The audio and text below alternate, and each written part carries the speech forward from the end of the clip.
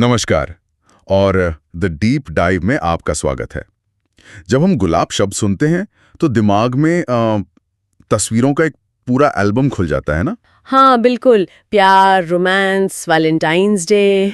किसी को पहली बार अपने दिल की बात कहने का लम्हा, मतलब सदियों से ये मोहब्बत का सबसे बड़ा, सबसे मजबूत प्रतीक माना जाता रहा है। बिल्कुल, ये हमारी संस्कृति और साहित्य में इतनी गहराई तक समाया हुआ है कि हम इस पर सवाल ही नहीं उठाते। हाँ, गुलाब मतलब प्यार, ये तो एक समीकरण बन चुका है, एक स्वयं सिद्ध सत्य जैसा। लेकिन आज हम इसी समीकरण को, इसी सोच को चुनौती देने वाले हैं। हमारे पास जो सामग्री है वो एक बहुत ही असाधारण कविता है जिसका शीर्षक है गुलाब का अंतर्मन।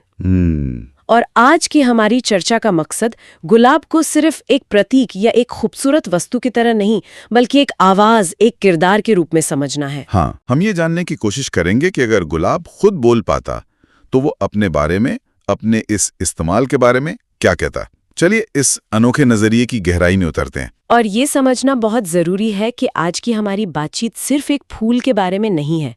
ये प्रतीकों के बाजारीकरण, उनके सतही इस्तेमाल और सच्चे अर्थ की तलाश पर एक बहुत शक्तिशाली टिप्पणी है। अच्छा। कविता में जिस तकनीक का इस्तेमाल हुआ है उसे मानवीकरण या पर्सोनिफिकेशन कहते हैं। ये बहुत शक्तिशाली तरीका है क्योंकि ये हमें एक वस्तु के नजरिए से दुनिया देखने पर मजबूर करता है। सही बात है। जब गुलाब बोलता है तो हम सिर्फ एक फूल की कहानी नहीं सुनते, हम हर उस चीज की कहानी सुनते हैं जिसे हमने अपनी सुविधा के लिए एक वस्तु बना दिया है। तो चलिए इसी आवाज को सुनते हैं। कविता की शुरुआती पंक्तियां ही एक गहरी शिकायत से भरी हैं। गुलाब कहता है, मैं थक गया हूं प्रेमियों के हाथों का खिलौना बनकर, सिर्फ चंद घंटों की नुमाइश और सलोना बनकर। ये सिर्फ थकान नहीं है, ये एक तरह का आक्रोश है। यहाँ गुलाब अपनी व्यथा बता रहा है, अपना दर्द बयां कर रहा है।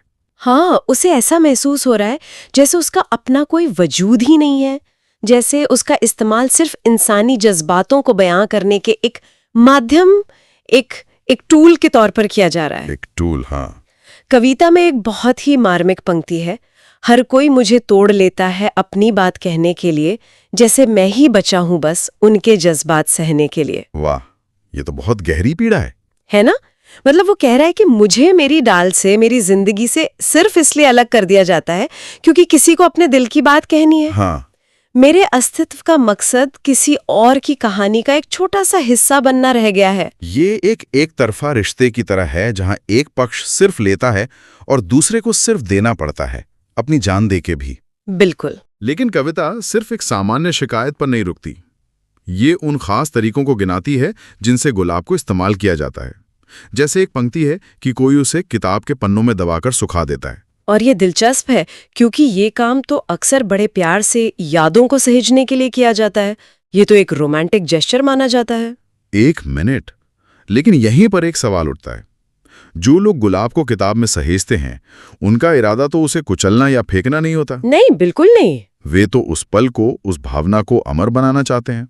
तो क्या गुलाब का नजरिया यहाँ थोड़ा अनुचित नहीं है? ये एक बेहतरीन सवाल है।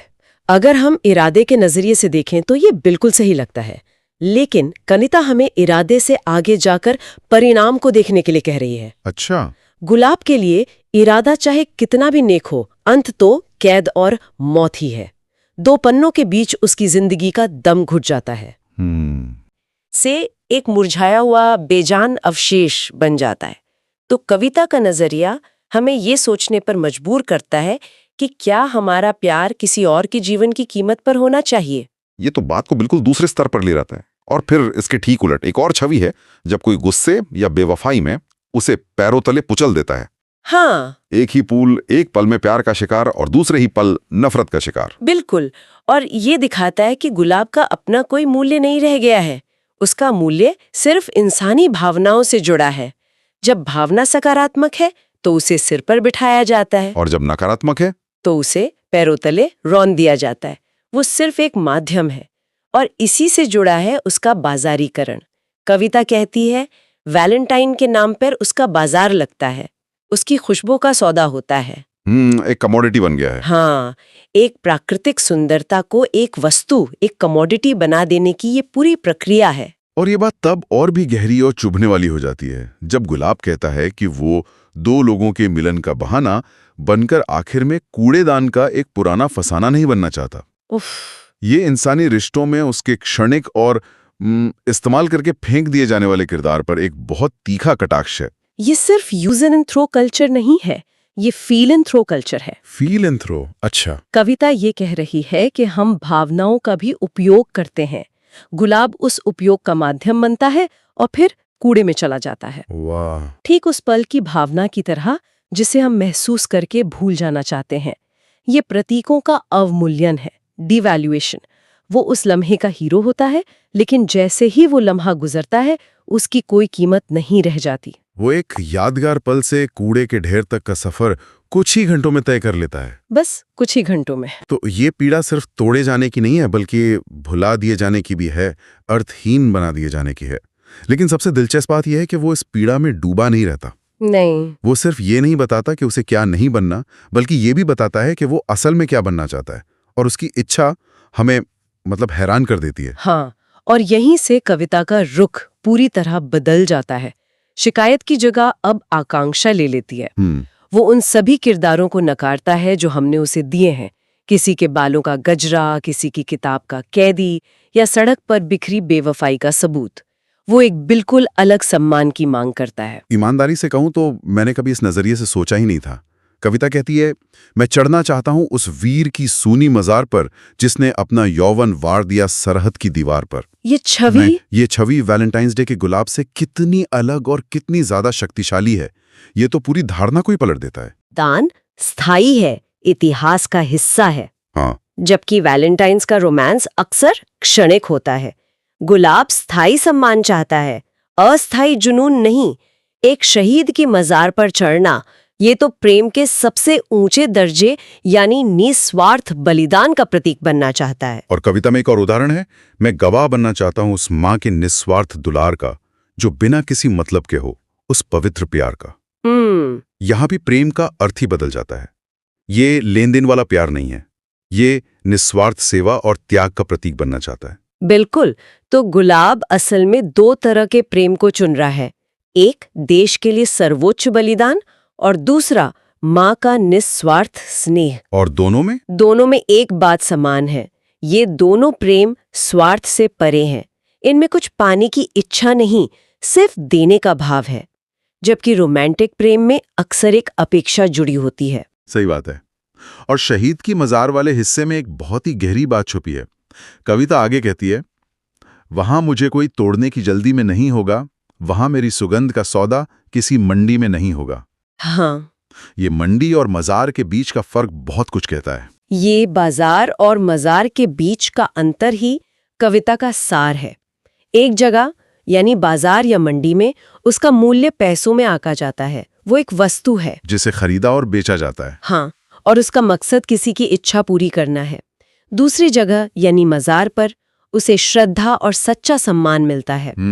वहां उसकी मौजूदगी का मकसद किसी की इच्छा पूरी करना नहीं, बल्कि एक महान बलिदान को श्रद्धांजलि देना। वहां उसकी खुशबू का कोई सौदा नहीं होता, वो बस वहां मौजूद है अपनी पूरी गर्मा के साथ। और शायद उसकी सबसे पहली, सबसे बुनियादी इच्छा तो इन सब महान इच्छाओं से भी पहले आती है।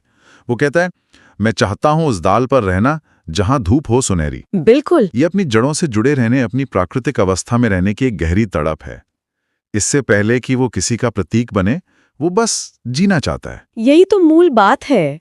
वो कहता है कि मेरा पहला अधिकार मेरा अपना जीवन है, अपनी डाल पर खिलना है, बाकी सब कुछ उसके बाद आता है। हाँ, हम इंसानों ने ये मान लिया है कि प्रकृति की हर चीज हमारे इस्तेमाल के लिए ही बनी है, जबकि उसका अपना भी एक अस्तित्व है, एक उद्देश्य है। यह पंक्ति हमें उसी मूल सत्य की याद दिलाती है कि किसी भी चीज का प्रतीक बनने से पहले उसका सिर्फ होना ही काफी है। बिल्कुल, उसका अस्तित्व ही उसका पहला और सबसे बड़ा सच है। तो इस सब का क्या मतलब है? ये शिकायतें, ये इच्छाएं, ये दर्द, ये सब मिलके हमें कहाँ ले जाता है? कविता के अंत में गुलाब सीधे इंसानों से बात करता है, एक तरह से उन्हें चुनौती देता है। वो कहता है, ए इंसान, मुझे प्रेम का प्रतीक कहना बंद कर। अगर तू नहीं समझ सकता कांटों के साथ जीने का हुनर। अगर हम इसे बड़ी तस्वीर से जोड़ें तो ये एक बहुत बड़ी दार्शनिक चुनौती है। कांटों के साथ जीने का हुनर, ये सिर्फ एक फूल के बारे में नहीं है, ये सच्चे प्यार और जीवन का एक रूपक है। अच्छा। इसका मतलब है कि सुंदरता के साथ साथ मुश्किलों, खामियों और दर्द को भी स्वीकार करना। सच्चा रिश्ता सिर्फ पंखुड़ियों की कोमलता को नहीं बल्कि कांटों की चुभन को भी अपनाता है। यानी अगर आप सिर्फ गुलाब की सुंदरता चाहते हैं और उसके कांटों से डरते हैं या उन्हें नजरअंदाज करते हैं तो आप असल में गुलाब को समझते ही नहीं हैं। बिल्कुल नहीं। और अगर आप उसे समझते ही नहीं तो आपको उसे प्रेम का प्रतीक कहने का कोई नैतिक हक नहीं है। ये तो एक तरह से पाखंड हुआ। बिल्कुल। कविता ये तर्क देती है कि हम जिस सतही तरीके से गुलाब का इस्तेमाल करते हैं वो इस बात का सबूत है कि हम इस गहरे सच को नहीं समझते हैं। हम सिर्फ उसकी सुंदरता का उपभोग करना चाहते हैं, उसके साथ आने वाली जिम्मेदारियों और मुश्किलों का सामना नहीं करना चाहते। हम कांटों के साथ जीना नहीं जानते, इसलिए हम गुलाब के सार को भी नहीं जानते। और जब हम किसी चीज के सार को नहीं समझते तो हम उसे एक प्रतीक बनाकर उसका अपमान ही करते हैं। और फिर कविता की जो आखिरी पंक्तियां हैं वो तो जैसे आजादी का एक घोषणा पत्र है। गुलाब कहता है, मैं मरकर भी महकना चाहता हूं पर किसी की जिद के लिए नहीं। मैं खिलना चाहता हूं खुद के लिए, किसी के चंद मिनटों की खुशी के लिए नहीं। वाह! ये आत्मसम्मान और अपने अस्तित्व के अधिकार का दावा है। ये किसी और की खुशी के लिए एक वस्तु बनने से साफ इनकार है। हाँ, ये ऑब्जेक्टिफिकेशन का सीधा विरोध है। बिल्कुल, वस्तुकरण का सीधा विरोध। गुलाब कह रहा है कि मेरा खिलना, मेरी खुशबू, मेरा जीवन, ये सब मेरे अपने लिए है। ये किसी के रोमांटिक इशारे का हिस्सा बनने या किसी के घर को कुछ घंटों के लिए महकाने के लिए नहीं है। ये एक बहुत ही शक्तिशाली विचार है। बहुत।